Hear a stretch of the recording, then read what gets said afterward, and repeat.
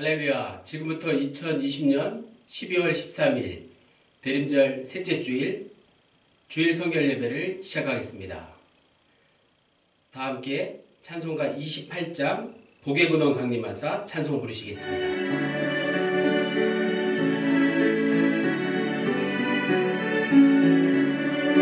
복의 근원 강림하사 찬송하게 하소서. 한량없이 자비하심 증량할 길 없도다. 천사들의 찬송가를 내게 가르치소서. 구속하신 그 사랑을 항상 찬송합니다.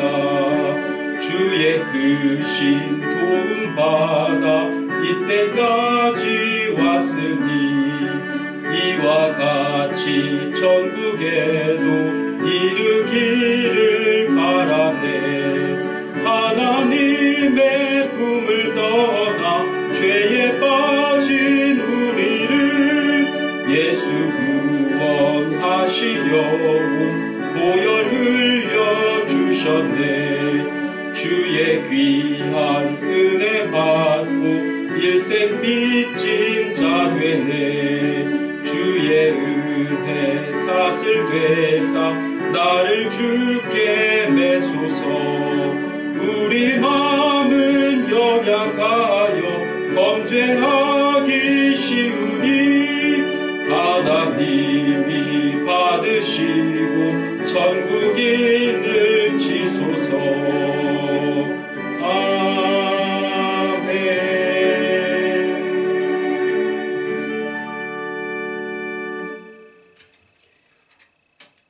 교독 117번 구주강림 3번입니다. 광야와 메마른 땅이 기뻐하며 사막이 백합화같이 피어 즐거워하며 무성하게 피어 기쁜 노래를 즐거워하며 레바논의 영광과 갈멜과 샤론의 아름다움을 얻을 것이라. 그것들이 여호와의 영광 곧 우리 하나님의 아름다움을 보리로다. 너희는 약한 손을 강하게 하며 떨리는 무릎을 굳게 하며 겁내는 자들에게 이르기를 굳세어라 두려워하지 말라. 보라 너희 하나님이 오사 보복하시며 갚아주실 것이라. 하나님이 오사 너희를 구하시리라 하라. 그때에 맹인의 눈이 밝을 것이며 못 듣는 사람의 귀가 열릴 것이며 그때에 저는 자는 사슴같이 뛸 것이며 말 못하는 자의 혀는 노래하리니 이는 광야에서 물이 솟겠고 사막에서 시내가 흐를 것임이라. 뜨거운 사막이 변하여 못이 될 것이며 메마른 땅이 변하여 원천이 될 것이며 승냥이에 눕던 곳에 풀과 갈대와 부들이 날 것이며 거기에 대로가 있어 그 길을 거룩한 길이라 일컫는 바 되리니 다같이 깨끗하지 못한 자는 지나가지 못하겠고 오직 구속함을 입은 자들을 위하여 있게 될 것이라. 아멘. 찬송가 419장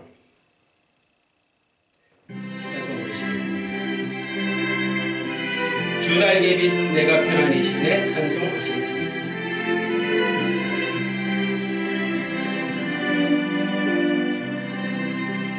주 날개 빛 내가 편안히 쉬네. 밤 깊고 비바람 불어쳐도 아버지께서 날 지켜주시니 거기서 편안히 쉬리로다. 주 날개 밑 평안하다. 그 사랑 끊을 자미뇨.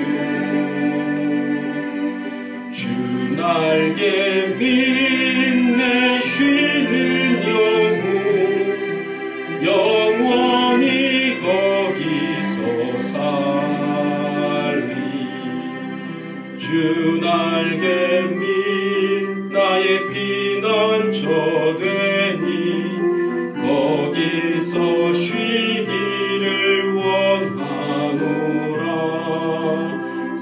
세상이 나를 위로치 못하나 거기서 평화를 누리리라. 주 날개 밑 평안하다. 그 사랑 끈을 잡으며 주 날개 빛내 쉬는 영원히 거기서 살리. 주 날개 밑 참된 기쁨이 있네. 고달픈 세상 길 가는 동안 나 거기 숨어 돌보심을 받고 영원한 안식을 얻으리라. 주 날개 밑 평안하다. 그 사랑 끈을 잡으며 주 날개 빛내 쉬는 영원히 거기서 살리.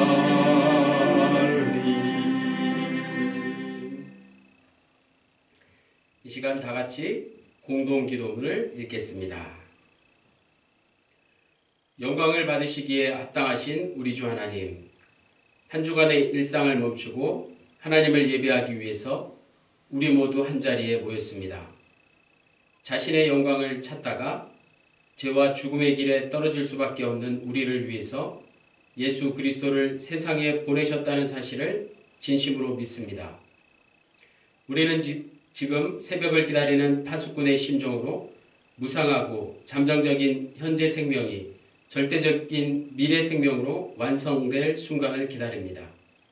전쟁과 폭력과 불의와 대립의 질서가 제거되고 평화와 정의와 사랑의 질서가 확립되는 순간을 기다립니다. 이 세상 모든 사람이 각각의 차이를 넘어서 주님의 통치 가운데서 한 백성으로 살아가는 순간을 기다립니다. 하나님의 나라가 가까이 왔다는 사실을 말씀과 능력과 운명으로 선포하다가 악한 세력에 의해서 십자가에 처형당했으나 죽은 자들 가운데서 부활하신, 그리고 이 세상 마지막 때에 다시 오시어 구원을 완성하실 예수 그리스도의 이름으로 기도드립니다. 아멘.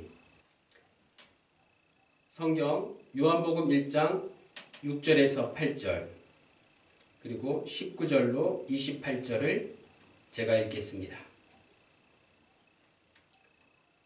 하나님께로부터 보내심을 받은 사람이 있으니 그의 이름은 요한이라.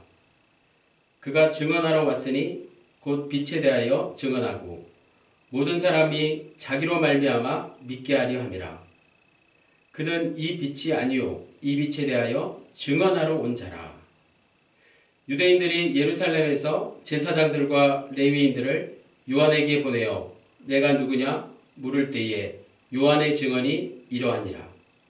요한이 드러내어 말하고 숨기지 아니하니 드러내어 하는 말이 나는 그리스도가 아니라 한데, 또 묻되 그러면 누구냐 내가 엘리야냐 이르되 나는 아니라. 또 묻되 내가 그 선지자냐 대답하되 아니라. 또 말하되 누구냐 우리를 보낸 이들에게 대답하게 하라. 너는 내게 대하여 무엇이라 하느냐. 이르되 나는 선지자 이사야의 말과 같이 주의 길을 곧게 하라고 광야에서 외치는 자의 소리로라 하니라. 그들은 바리새인들이 보낸 자라. 또 물어 이르되 내가 만일 그리스도도 아니요 엘리야도 아니요 그 선지자도 아닐진데 어찌하여 세례를 베푸느냐. 요한이 대답하되 나는 물로 세례를 베풀거니와 너희 가운데 너희가 알지 못하는 한 사람이 섰으니 곧 내 뒤에 오시는 그이라. 나는 그의 신발끈을 풀기도 감당하지 못하겠노라 하더라. 이 일은 요한이 세례를 베풀던 곳 요단강 건너편 베다니에서 일어난 일이니라. 아멘. 찬송가 713장 찬송하시면서 헌금하시겠습니다.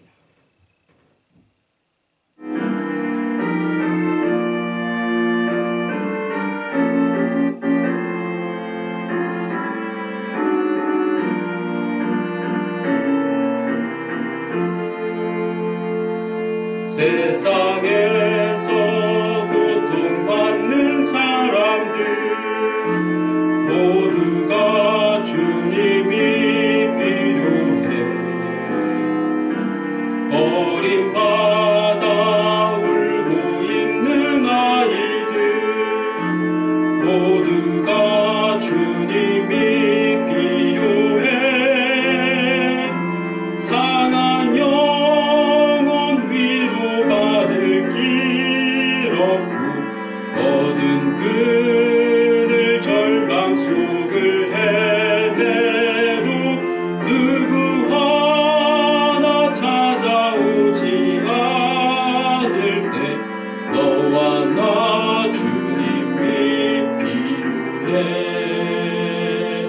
삶의 기쁨 전혀 없는 사람들 모두가 주님이 필요해.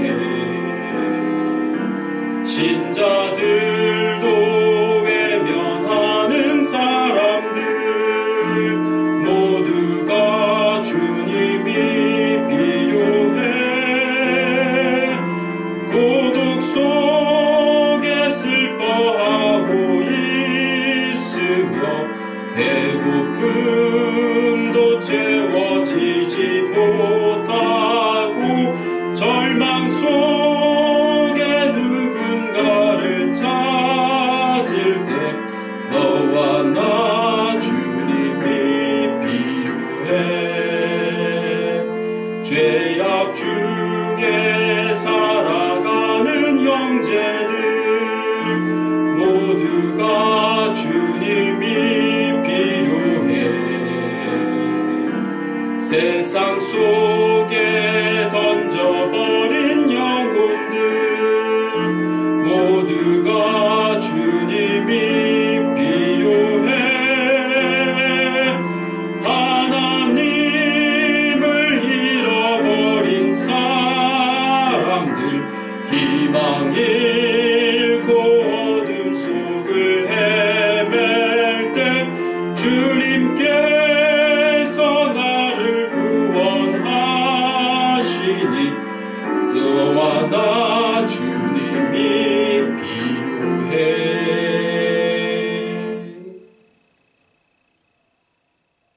다 같이 기도하시겠습니다. 하나님, 우리는 주님께 빚진 자들인 것을 이 시간 고백합니다. 안타깝지만 주님의 사랑에 빚진 자임을 깨닫지 못하고 그저 더 잘 살기 위해서 빚을 지고 사는지 모릅니다. 세상에 빚을 지면 빚을 갚기 위해 계획을 세우고 밤낮으로 일하고 빚을 줄일 때까지 최선을 다하지만 정작 하나님의 은혜와 사랑은 사소하고 별거 아닌 것처럼 감사 없이 당연히 뻔뻔하게 살아갑니다. 세상의 진 빚은 마음을 무겁게 하고 부담스럽고 벗어나고 싶지만 하나님께 진 빚은 생각할수록 너무나 감사하고 우리를 자유롭게 한다는 사실을 깨달았습니다. 주님께서 주신 시간과 건강과 물질이 모두 내 것이 아니라 주님께 빚진 것임을 기억할 수 있게 도와주십시오. 합덕영문 공동체와 합덕 어린이집을 위해서 기도합니다. 영상 예배를 통해서 우리의 영적인 만남이 계속 이어질 수 있게 도와주시고 특별히 내년도 원앙모집을 위해서 애쓰는 어린이집 교사들을 축복해 주십시오. 묵은 한 해를 보내는 것으로 끝나지 않고 주님 주시는 새 하늘과 새 땅을 기쁨으로 맞이할 수 있게 도와주십시오. 빛 대신 주 예수 그리스도의 이름으로 기도드립니다. 아멘. 선교 소식을 말씀드리겠습니다. 오늘은 대림절 제3주입니다. 12월 말까지 주일 성결 예배와 수요 저녁 예배는 영상으로 드려집니다. 합덕영문 홈페이지를 참조해 주시기 바랍니다. 코로나19 확산에 따른 행정당국의 2단계 적용이 지난 12월 8일부터 14일까지 계속됩니다. 선제적 대처로 모든 대외 활동을 중단합니다. 구세군 자선냄비 합덕장터 첫 모금이 11일에서 16일 오전 11시에서 오후 6시까지로 연기되었습니다. 러시아 가정 아동을 돕기 위한 자선봉사단 장학금 전달식이 16일 오전 10시 30분 어린이집에서 있습니다. 입주가 시작된 LH 당진 우강 송산 행복주택 엘리베이터에 구세군 합덕영분과 구세군 합덕 어린이집 홍보를 위한 포스터를 약 2달간 비치합니다. 군국 오피스 365 사용 정책에 따라 다림사관과 목양 담당 사관의 공식 이메일 주소가 부여됐습니다. 필요시 활용해 주시기 바랍니다. 전주용문 가정단에서 명품 미용 비누를 저렴하게 판매하오니 관심 있으신 분들은 게시판과 홈페이지를 참조해 주시기 바랍니다.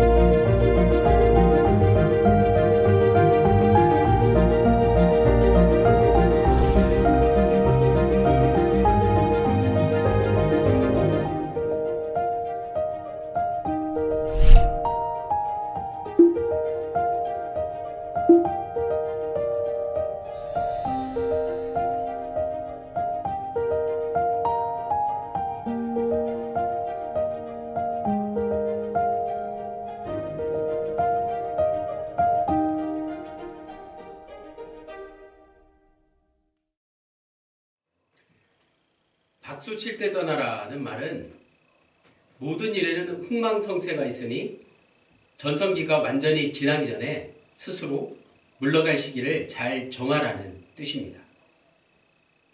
이형기 시인의 낙화란 시에 보면 가야 할 때가 언제인가를 분명히 알고 가는 이의 뒷모습은 얼마나 아름다운가 라는 말이 있습니다. 오늘 본문에 나오는 세례 요한의 증언을 통해서 오늘 우리의 위치를 다 함께 생각해 볼 수 있기를 원합니다. 본문 요한복음 1장 19절에 유대인들이 예루살렘에서 제사장들과 레위인들을 요한에게 보내어 내가 누구냐 물을 때에 요한의 증언이 이러하니라. 유대인들은 제사장들과 레위인들을 세례 요한에게 보냈습니다. 요한복음에서는 일반 유대인들을 유대인으로 부르지 않습니다. 유대인들 가운데 특별히 종교 지도자들을 유대인이라고 부릅니다. 요한복음에서 유대인들은 주로 어둠의 상징으로 나타납니다. 그들은 예루살렘에서 온 유대인들이었습니다. 예루살렘은 곧 산헤드린을 상징합니다. 그러니까 본문은 산헤드린 제사장들과 레위인들을 보내어 요한이 누구인지 확인하겠다는 것을 말하고 있습니다.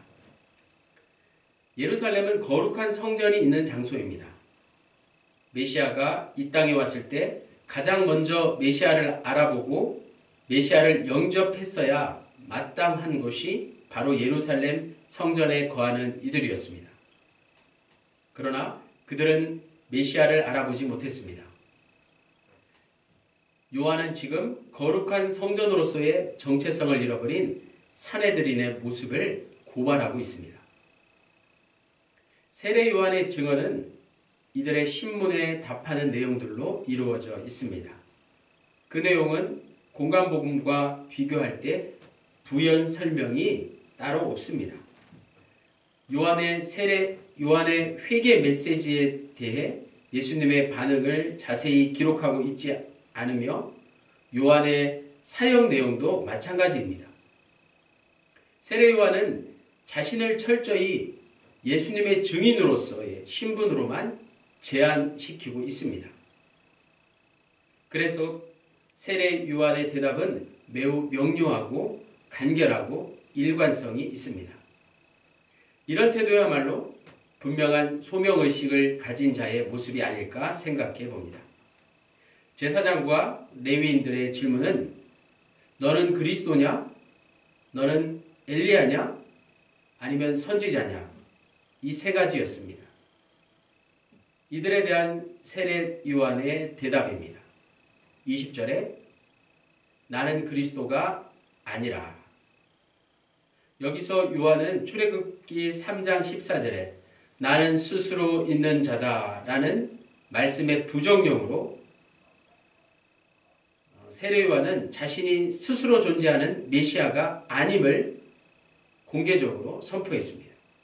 이는 세례 요한은 본문 8절에 그는 이 빛이 아니요 이 빛에 대하여 증언하러 온 자라는 말씀과 쌍을 이루고 있습니다.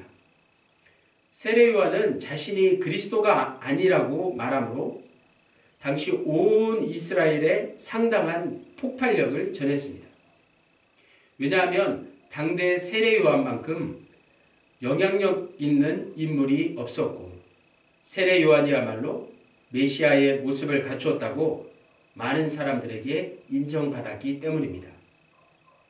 21절에 또 묻되 그러면 누구냐? 내가 엘리야냐? 이르되 나는 아니라. 또 묻되 내가 그 선지자냐? 대답하되 아니라. 엘리야는 당시 그리스도를 가리키는 또 다른 표현 중에 하나였습니다. 열왕기상 7장과 열왕기하 4장에 있는 엘리야와 엘리사에 관한 이야기를 보면 죽은 아이를 살리고 보리떡 10개로 100명 이상을 먹인 사건이 등장합니다. 이 사건 역시 그 유명한 예수님의 오병이어와 쌍을 이룹니다. 오병이어 사건 후에 백성들은 예수님이 향하신 표적을 보고 요한복음 6장 14절에 이는 참으로 세상에 오신 그 선지자라고 외쳤습니다. 중요한 것은 오늘 본문에 나오는 세례 요한의 대답입니다. 그는 자신이 엘리야가 아니라고 하면서 예수님께 사용된 엘리야의 호칭을 단호하게 거부했습니다. 신명기 18장 15절에 나, 즉 모세와 같은 선지자 하나를 일으키시리니 너희는 그의 말을 들을지니라. 이 말씀에 근거해서 예수님을 모세와 같은 특별한 선지자로 보는 견해가 있었습니다. 그러나 세례 요한은 이 호칭조차 거부했습니다. 왜냐하면 이 호칭은 이미 예수님에게 쓰여졌던 호칭이었기 때문입니다. 세례 요한은 예수님과 동등한 위치에서 거론되고 사람들의 입에 오르내리는 일 자체를 모두 부인했습니다. 세례 요한은 예수님과의 관계에서 자신의 역할을 철저하게 증인으로 제한시켰습니다. 그러자 다급해진 제사장들과 레위인들은 이렇게 묻습니다. 22절에 또 말하되 누구냐 우리를 보낸 이들에게 대답하게 하라. 너는 내게 대하여 무엇이라 하느냐. 제사장들과 레위인들은 그들을 이곳에 보낸 사내들인에게 무엇인가 답변을 가져가야 하는 입장이었습니다. 따라서 그리스도가 아니라면 세례 요한은 자신을 누구로 생각하고 있는지 본인의 말을 직접 확인하고 싶었던 것입니다. 그들의 질문에 세례 요한의 답변은 이렇습니다. 첫째, 세례 요한은 자신의 신분을 구약의 말씀을 인용해서 밝히고 있습니다. 요한복음 1장 23절에 이르되 나는 선지자 이사야의 말과 같이 주의 길을 곧게 하라고 광야에서 외치는 자의 소리로라 하니라. 이 말씀은 각주에 있는 대로 이사야 40장 3절 말씀을 인용한 것입니다. 이사야 40장 3절에 외치는 자의 소리여 이르되 너희는 광야에서 여호와의 길을 예비하라. 사막에서 우리 하나님의 대로를 평탄하게 하라. 이사야서 말씀은 이스라엘이 바벨론 포로기를 마치고 다시 회복되어 돌아올 것을 예언하는 내용입니다. 이 말씀에서 이사야는 바벨론 포로로부터의 회복을 출애굽 사건 속에서 재조명하여 제2의 출애굽이 있을 것이라고 예언했습니다. 그런데 요한복음에서 세례 요한은 놀랍게도 출애굽의 역사와 바벨론 포로 귀환 역사의 줄기에서 예수님이 오심을 새롭게 예언하고 있습니다. 바로 예수님이 이스라엘의 바벨론으로부터의 해방과 출애굽의 주체라는 것을 밝히고 있습니다. 그리고 세례 요한 자신은 단지 그분의 길을 곧게 하기 위해 온 선지자일 뿐이라고 말합니다. 세례 요한은 자기 자신에 대한 질문이 쏟아질 때 그 마음에 각인된 분명한 정체성이 있었습니다. 그는 그 말씀 속에 자신은 누구이며 자신의 역할은 무엇인지를 분명히 알고 있었다는 뜻입니다. 이것은 오늘 우리의 정체성이 분명히 하나님의 말씀에 의해서 발견되어야 한다는 것을 깨닫게 합니다. 세례 요한에게 이사야의 말씀이 있었다면 오늘 우리 각자에게는 하나님께서 주신 분명한 말씀이 있어야 한다는 것입니다. 받은 말씀이 없을 때 우리의 비전은 사라지고 비전이 없으면 이리저리 방황하게 될 것입니다. 안타까운 것은 하나님의 말씀을 무슨 행운권 추첨하듯이 가볍게 대하는 한국 교회의 풍토입니다. 아무리 예쁜 디자인으로 책갈피를 만든다 할지라도 하나님의 말씀은 그런 걸로 주어지는 게 아닙니다. 말씀은 깊은 묵상에서 올바른 해석이 동반된 철저한 깨달음 없이 그저 성경책의 장식용으로 꽂혀버리는 것과는 분명히 다른 것입니다. 성경 말씀은 내가 크리스찬인 것을 과시하거나 자랑하는 데 쓰여지는 게 결코 아닙니다. 성경 말씀은 내가 그 말씀과 일치하여 그 말씀을 통해서 내가 가야 할 길과 방향을 알려주는 나를 살리는 영적인 내비게이션입니다. 두 번째, 세례 요한은 하나님과의 관계를 통해 발견한 자신의 신분을 이렇게 말씀했습니다. 24절에 그들은 바리새인들이 보낸 자라. 세례 요한 자신은 광야의 소리로서 하나님으로부터 보내심을 받은 자는 바리새인들이 보낸 그들과 다르다는 것을 대조해서 말씀하고 있습니다. 파송받은 자의 대조뿐만 아니라 파송한 출처가 하나는 하나님이고 하나는 땅이었다는 것입니다. 계속해서 25절에서 28절에 또 물어 이르되 내가 만일 그리스도도 아니요 엘리야도 아니요 그 선지자도 아닐진데 어찌하여 세례를 베푸느냐. 요한이 대답하되 나는 물로 세례를 베풀거니와 너희 가운데 너희가 알지 못하는 한 사람이 섰으니 곧 내 뒤에 오시는 그이라. 나는 그의 신발끈을 풀기도 감당하지 못하겠노라 하더라. 이 일은 요한이 세례 베풀던 곳 요단강 건너편 베다니에서 일어난 일이니라. 아멘.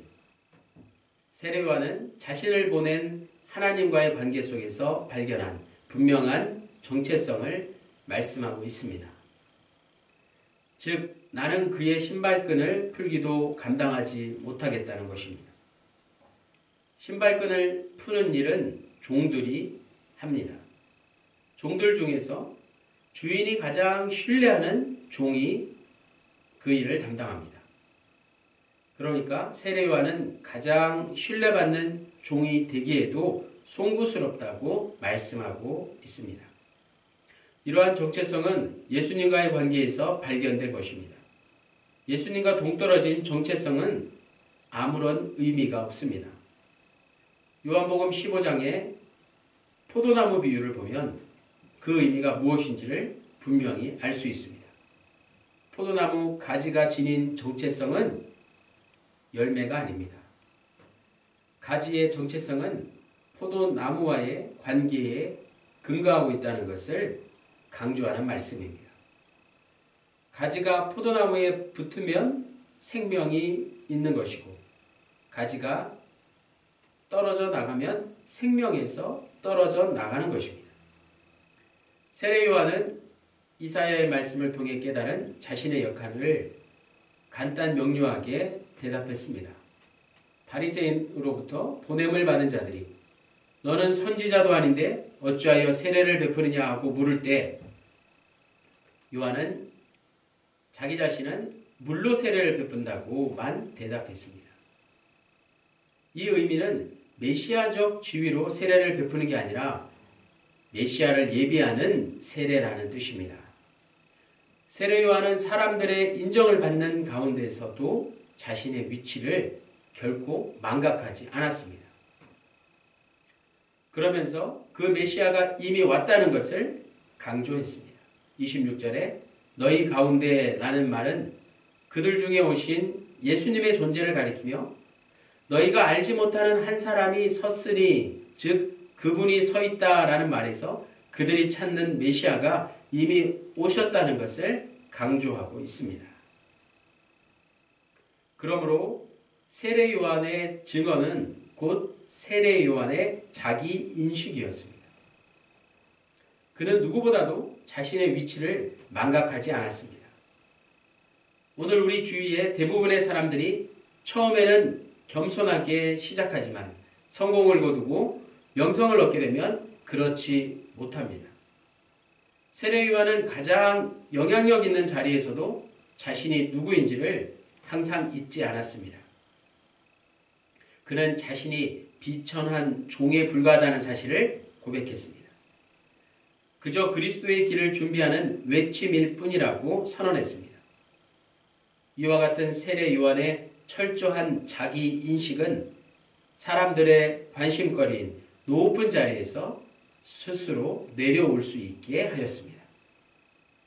오늘 우리는 가끔 자기가 주인인 줄 착각합니다. 결국 자기 역할을 잃어버리고 공동체 안에서 분란을 일으키게 됩니다. 재산 싸움을 하거나 권력 다툼을 벌이는 일도 있습니다. 대부분이 예전보다 더 잘 살게 되면 어디서나 자신이 주인인 줄 착각하게 됩니다. 더 나아가서 권력자들은 항상 민심의 향방에 사심을 품습니다. 예루살렘의 유대인들이 세례 요한에게 사람을 보낸 것도 그가 자신들보다 더 큰 민심의 호응을 얻고 있었기 때문에 이를 파악해서 자신들의 야욕을 챙기려는 속셈이었습니다. 모두가 세월이 지나면서 자신이 누구인지를 잊어버린 사람들의 모습입니다.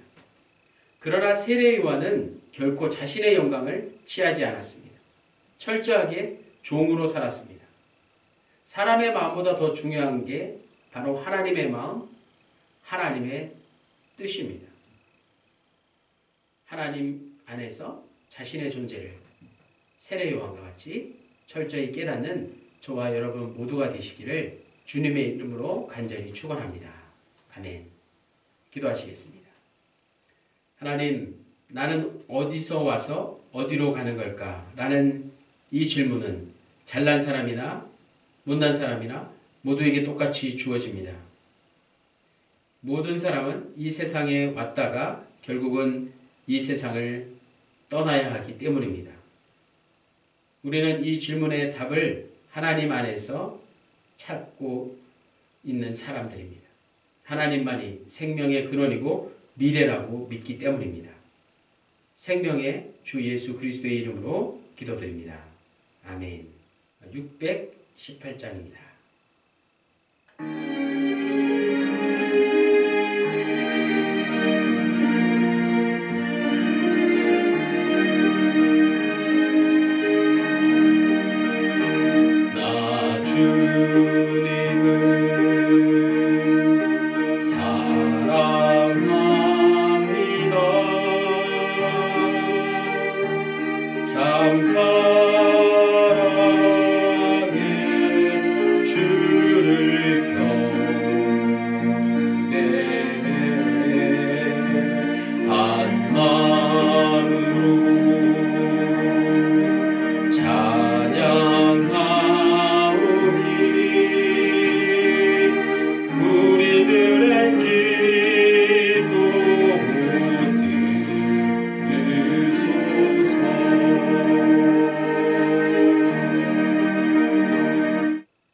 지금은 우리 주 예수 그리스도의 무한하신 은혜와 하나님 아버지의 극진하신 사랑과 성령님의 함께하심이 철저한 자기 인식을 갖고 하나님의 뜻을 위해 살기 원하는 우리 모두에게 영원히 함께하시기를 간절히 축원합니다.